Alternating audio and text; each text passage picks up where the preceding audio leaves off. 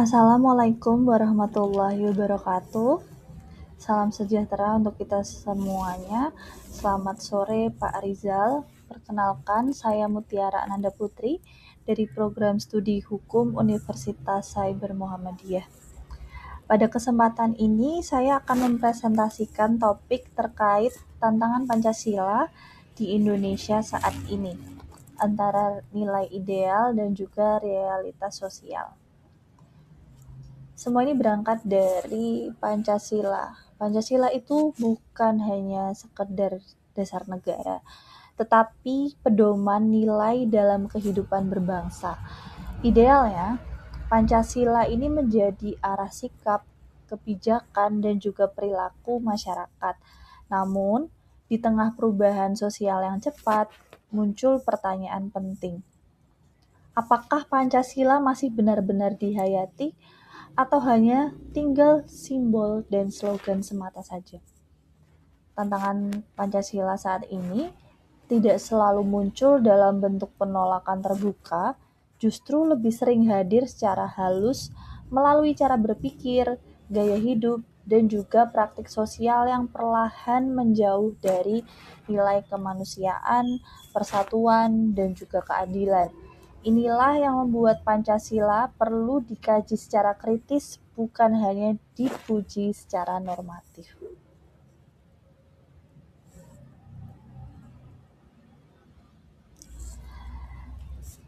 Saat ini, globalisasi dan teknologi digital telah mengubah cara masyarakat berinteraksi dan berpikir.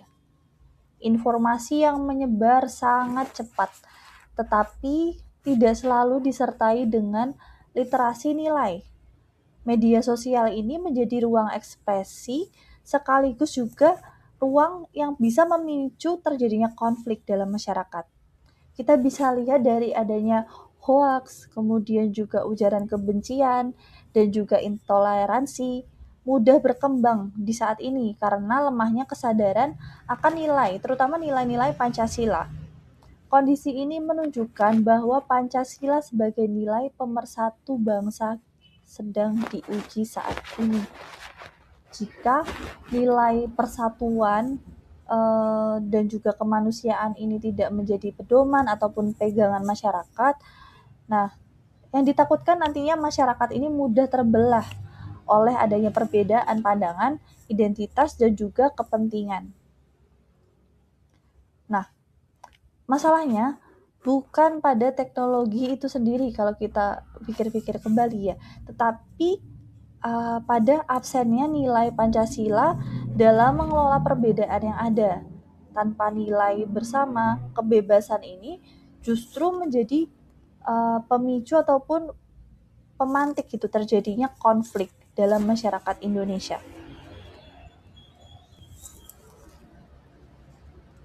Selanjutnya terkait tujuan dan relevansi presentasi pada sore hari ini.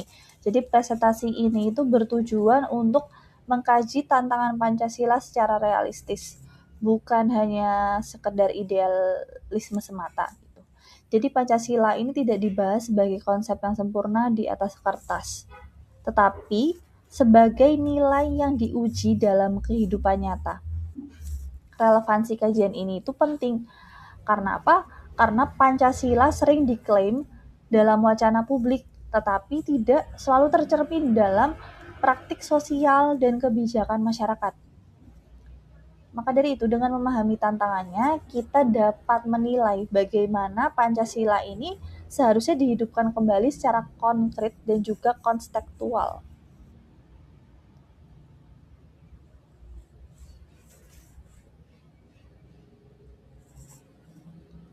Masuk ke dalam topik selanjutnya terkait pembahasannya. Jadi Pancasila itu dinilai sebagai ideologi bangsa Indonesia. Jadi Pancasila itu adalah dasar filsafat dan juga ideologi bangsa Indonesia. Sebagai ideologi terbuka, Pancasila ini mampu menyesuaikan diri dengan perubahan zaman tanpa kehilangan nilai dasarnya. Namun, keterbukaan ini sering disalahartikan sebagai kelonggaran. yang tidak ada batasnya sama sekali gitu. Akibatnya, nilai Pancasila ini menjadi kabur dan mudah ditafsirkan sesuai kepentingan masing-masing. Padahal, keterbukaan Pancasila ini tetap harus berpijak pada nilai inti, yaitu kemanusiaan, ketuhanan, persatuan, dan juga keadilan sosial. Jadi, tanpa pemahaman ideologis yang kuat, Pancasila ini beresiko direduksi menjadi sekedar simbol politik, bukan pedoman moral bangsa Indonesia.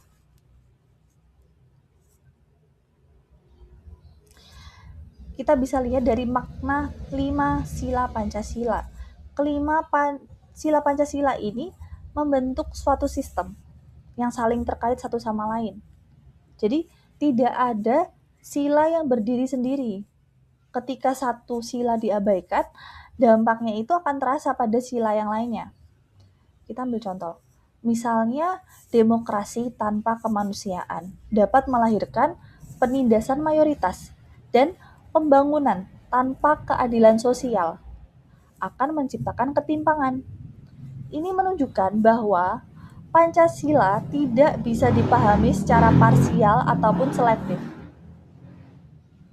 Pengamalan Pancasila itu harus utuh sebagai satu kesatuan, karena keseimbangan sosial ini hanya tercapai jika seluruh nilai itu dijalankan secara bersamaan. Namun sekarang juga banyak tantangan yang kita hadapi di era saat ini gitu. Yang pertama, tantangan ideologis. Salah satu tantangan paling serius bagi Pancasila saat ini adalah munculnya paham radikal, intoleran, dan juga ideologi transnasional yang menolak keberagaman masyarakat Indonesia. Paham-paham inilah yang sering membawa cara pandang hitam putih, mengklaim kebenaran tunggal, dan menafikan realitas Indonesia sebagai bangsa yang majemuk dari segi agamanya, budayanya, kemudian juga ada latar belakang sosialnya. Nilai semacam ini jelas bertentangan dengan semangat Pancasila yang menjunjung kemanusiaan, persatuan, dan juga toleransi. Jadi penting untuk dipahami bahwa radikalisme ini tidak muncul begitu saja. Dalam banyak kasus, paham radikal ini tumbuh dari rasa ketidakadilan sosial, kemudian juga ada ketimpangan ekonomi, serta kekecewaan masyarakat terhadap negara yang dianggap gagal menghadirkan kesejahteraan dan juga keadilan sosial. Ketika negara itu absen ataupun tidak ada dirasakan kehadirannya oleh sebagian masyarakat, maka sebagian masyarakat itu mencari alternatif ideologi yang dianggapnya memberi kepastian ataupun juga identitas diri masyarakat tersebut gitu. Oleh karena itu, menjaga Pancasila ini tidak cukup hanya melalui pendekatan keamanan ataupun juga penegakan hukum. Jadi upaya tersebut itu harus diselaraskan atau dibersamai dengan adanya kebijakan sosial yang adil, pemerataan kesejahteraan, serta kehadiran negara secara nyata dalam kehidupan masyarakat gitu. Karena tanpa keadilan sosial dalam masyarakat itu, Pancasila akan sulit dipertahankan sebagai ideologi pemersatu bangsa. Kemudian selanjutnya kita masuk ke tantangan yang ada di era saat ini, itu tantangan terkait Pancasila sendiri. Jadi adanya tantangan secara sosial budaya. Kita bisa lihat adanya globalisasi yang saat ini sangat-sangat luar biasa dampaknya kepada masyarakat ya.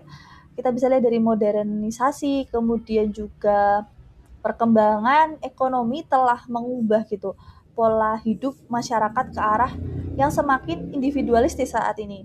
Apalagi ditambah dengan berkembangnya teknologi yaitu gadget, kita menjadi ketergantungan gitu, ketergantungan terhadap gadget, dan kita lebih memilih untuk mencari segala solusi ya dengan bersumberkan dari gadget dibandingkan kita mungkin mencari solusi secara langsung berbicara kepada Mungkin kita ambil contoh tetangga kita ataupun juga orang-orang di sekitar kita gitu. Kita cenderung membangun nilai-nilai individualistis saat ini gitu.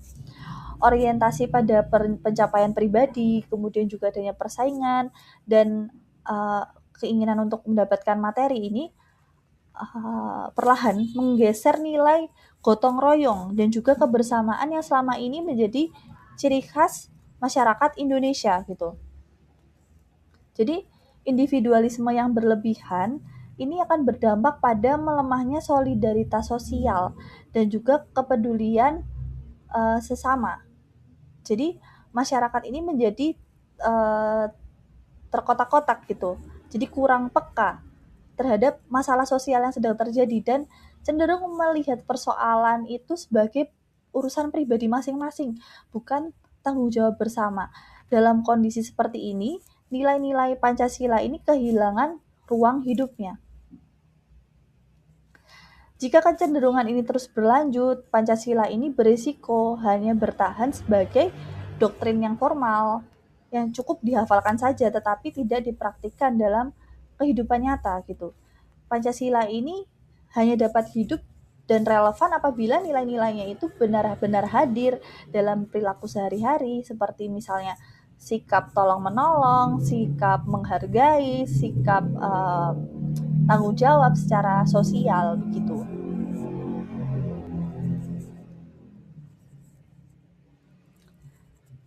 Dalam praktik politik, Pancasila ini seringkali hanya dijadikan simbol atau slogan tanpa penerapan yang konsisten gitu.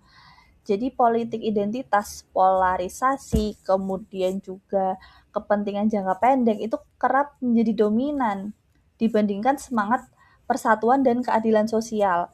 Jadi ketika etika politik itu diabaikan, demokrasi ini kehilangan arah moralnya. Demokrasi yang seharusnya menjadi sarana untuk memperjuangkan kepentingan rakyat justru berubah menjadi ajang perebutan kekuasaan. Kondisi ini akan memperlemah kepercayaan publik dan menjauhkan demokrasi dari nilai-nilai Pancasila itu sendiri. Hal ini menunjukkan bahwa Pancasila belum sepenuhnya gitu dijadikan pedoman etika dalam praktik demokrasi. Tanpa pijakan nilai Pancasila, demokrasi ini berpotensi menjadi prosedural semata, jadi tanpa substansi keadilan dan kemanusiaan. Semuanya akan jadi kosong gitu. Kemudian bisa kita lihat dari perkembangan media sosial saat ini yang sangat luar biasa sekali. Jadi media sosial ini membuka ruang kebebasan sebenarnya untuk manusia ataupun masyarakat itu untuk berekspresi secara luas gitu. Tetapi ini juga menjadi suatu tantangan baru gitu. Salah satunya kita bisa melihat dari fenomena echo chamber gitu, di mana seseorang ini hanya terpapar informasi dan pandangan yang sejalan dengan keyakinannya sendiri sehingga manusia cenderung menjadi lebih subjektif itu. Akibatnya, ruang dialognya ini menjadi sempit dan polarisasi sosialnya itu nanti akan semakin menguat gitu. Jadi perbedaan pendapat tidak lagi dipandang sebagai hal yang wajar, tetapi sebagai ancaman. Tanpa nilai Pancasila, ruang digital ini justru menjadi tempat konflik, bukan tempat untuk diskusi yang sehat gitu. Oleh karena itu, Pancasila perlu hadir sebagai etika digital yang membimbing cara berpikir, berkomunikasi, dan bersikap di dunia maya. Jadi nilai-nilai kemanusiaan, persatuan, dan keadilan itu harus menjadi dasar dalam menggunakan kebebasan digital. Untuk solusi penguatan nilai-nilai Pancasila di era digitalisasi dan juga banyaknya perubahan yang terjadi dalam masyarakat saat ini gitu. Jadi pendidikan Pancasila merupakan salah satu solusi yang paling mendasar dan ini merupakan solusi jangka panjang dalam menghadapi tantangan ideologis bangsa. Namun, pendidikan Pancasila tidak boleh berhenti pada penguasaan teori ataupun sekedar hafalan saja. Jika pendidikan hanya bersifat formal dan juga indoktrinatif, generasi muda ini justru akan menganggap Pancasila sebagai sesuatu yang kaku, membosankan, juga tidak relevan dengan kehidupan mereka. Oleh karena itu, pendidikan Pancasila ini harus diarahkan pada internalisasi nilai, bukan sekedar transfer pengetahuan. Proses pembelajaran perlu bersifat dialogis dan juga kritis. Misalnya, dengan membahas kasus yang nyata di masyarakat, konflik sosial, ataupun persoalan keadilan, lalu kita mengkaitkannya dengan nilai-nilai Pancasila. Dengan cara ini itu akan lebih lebih lebih relate gitu untuk para generasi muda saat sekarang gitu. Jadi Pancasila dipahami sebagai alat untuk analisis dan pedoman untuk bertindak, bukan hanya sekedar teks normatif saja. Selain itu, keteladanan menjadi kunci utama. Nilai Pancasila ini akan sulit untuk ditanamkan jika tidak tercermin dalam perilaku dosen, guru, pemimpin, dan juga elit politik ataupun elit publik gitu. Jadi ketika generasi muda melihat adanya jarak antara apa yang diajarkan dan apa yang dipraktikkan, pendidikan nilai akan kehilangan legitimasinya. Oleh karena itu, pendidikan Pancasila harus berjalan seiring dengan contoh nyata dalam kehidupan sosial dan politik. Dan ini juga melibatkan peran dari dosen, kemudian pemimpin-pemimpin. Jadi harus ada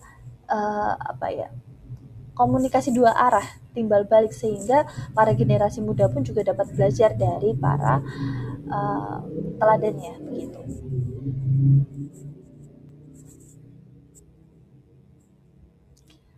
Untuk selanjutnya, ada solusi terkait Pancasila sebagai paradigma pembangunan nasional gitu. Jadi solusi berikutnya ini menempatkan Pancasila secara nyata sebagai paradigma pembangunan nasional. Selama ini pembangunan sering dipahami secara sempit sebagai pertumbuhan ekonomi dan juga infrastruktur saja gitu. Padahal faktanya pembangunan yang tidak berlandaskan nilai Pancasila ini justru berpotensi melahirkan ketimpangan sosial, marginalisasi, kemudian ada juga konflik horizontal, sehingga pembangunan berbasis Pancasila menuntut agar kebijakan publik ini tidak hanya efisien secara ekonomi, tetapi juga adil secara sosial dan manusiawi. Nilai kemanusiaan dan keadilan sosial itu harus menjadi dasar dalam perumusan kebijakan, mulai dari pendidikan, kesehatan, ketenaga kerjaan, hingga pengelolaan sumber daya alam. Dengan demikian, pembangunan ini tidak hanya dinikmati oleh sebagian kelompok, tetapi dirasakan juga secara luas oleh seluruh rakyat gitu, efek positifnya. Bukan rakyat merasakan efek negatifnya saja gitu. Jika ada gitu kan, kita bisa lihat akhir-akhir ini mungkin terkait isu-isu yang sedang berkembang di masyarakat luas gitu kan ya, terkait isu banjir di Sumatera itu juga dampaknya ya karena tadi mungkin adanya pembangunan yang hanya menguntungkan sebagian pihak dan juga berdampak negatif ke masyarakat gitu karena tidak adanya tadi internalisasi nilai Pancasila mungkin oleh pihak-pihak tertentu tadi gitu. Mereka hanya memikirkan keuntungan mereka pribadi begitu. Selain itu, Pancasila juga perlu dijadikan alat evaluasi kebijakan publik. Setiap kebijakan seharusnya diuji. Apakah kebijakan ini tuh memperkuat keadilan sosial, persatuan, dan kesejahteraan bersama? Jika tidak, maka kebijakan tersebut perlu dikoreksi. Tanpa kependekatan ini, Pancasila itu hanya akan menjadi jargon normatif yang tidak berdaya mengubah realita yang ada saat ini gitu.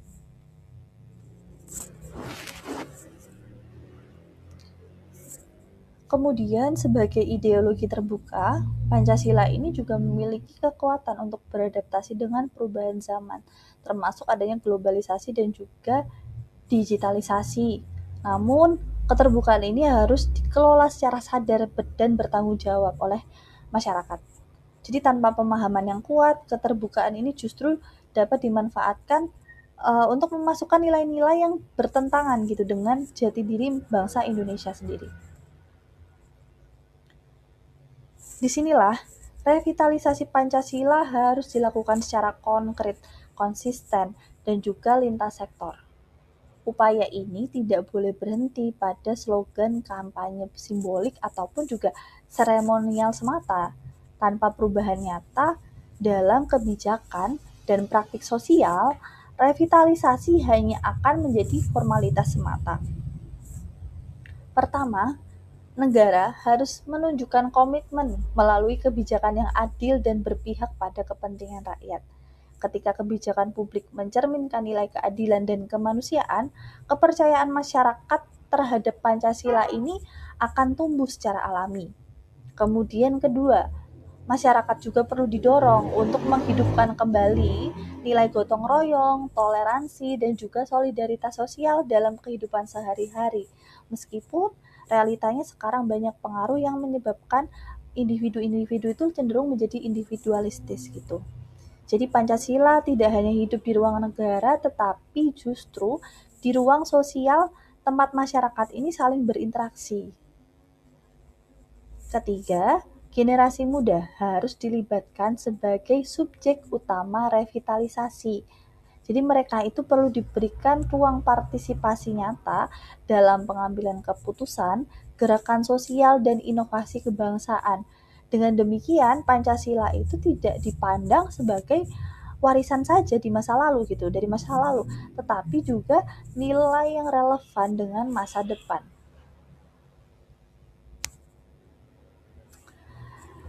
Nah, tantangan Pancasila saat ini bersifat multidimensional. Jadi mencakup ideologis, sosial, politik, dan juga kultural. Nah, tantangan-tantangan ini menunjukkan bahwa Pancasila tidak sedang kehilangan relevansinya, tetapi justru diuji dalam praktik nyatanya.